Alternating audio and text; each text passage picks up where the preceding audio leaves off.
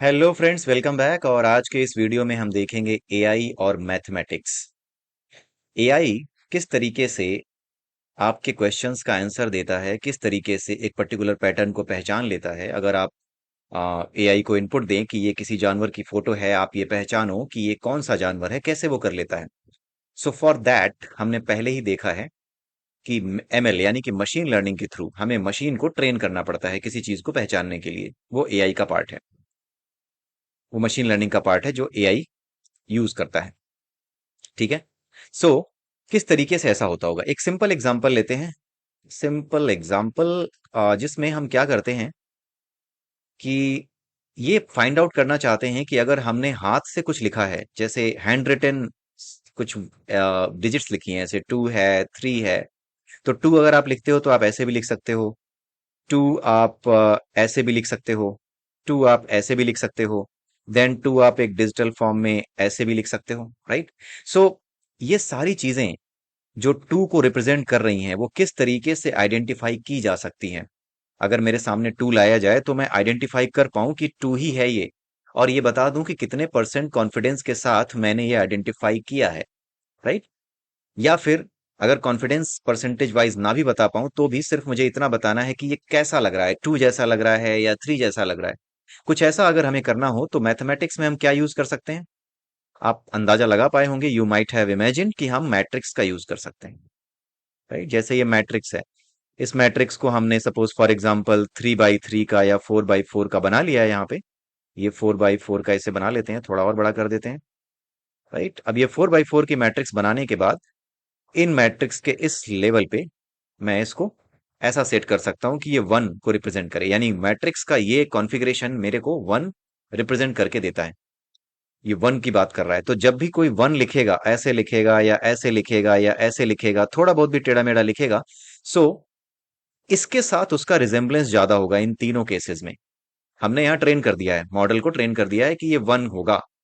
और हमने मॉडल को ट्रेन कर दिया कि अगर हम इस तरीके से कुछ लें, एक मैट्रिक्स बना ली, और यहाँ पे 4 बाई 4 की मैट्रिक्स ले लेते हैं, या 5 बाई 5 की भी ले सकते हैं, right. So 1 2 3 4 5, 1 2 3 4 and 5।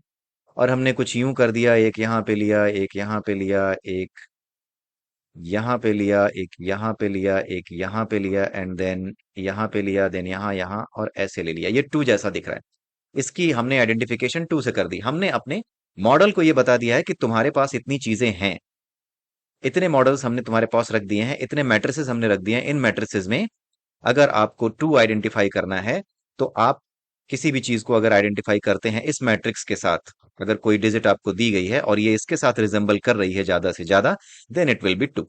So matrix का यूज करके इस तरीके से आप अपने मॉडल को ट्रेन कर सकते हो to identify different kind of digits, right. So ये भी एक एआई का ही सैंपल है, ये एआई का ही एग्जांपल है, राइट। उसके अलावा एआई का यूज करने के लिए, एआई में यूज करने के लिए जो इनपुट हम देते हैं एमएल को, जो सिखाते हैं उसे, उसको सिखाने के लिए एक और टेक्निक यूज की जाती है जिसके बारे में हम डिटेल में डिस्कस करेंगे। अभी केवल आप उसका नाम सुन लीजिए, न्यूरल नेटवर्क।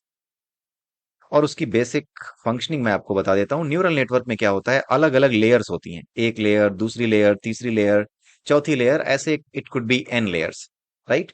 पहली लेयर से जो इंफॉर्मेशन निकलती है, पहली लेयर से जो इंफॉर्मेशन आती है, जो आउटपुट होता है, वो दूसरी लेयर के लिए इनपुट का काम करता है। दूसरी लेयर से जो आउटपुट होता है वो पहली लेयर, अगली लेयर के लिए इनपुट का काम करता है। इसी तरीके से यहाँ का जो आउटपुट है, that will work as the input for fourth layer, right. तो एक लेयर का, पिछली लेयर का जो आउटपुट है, that will be working as the input for the next layer, अगली लेयर के लिए वो इनपुट का काम करेगा।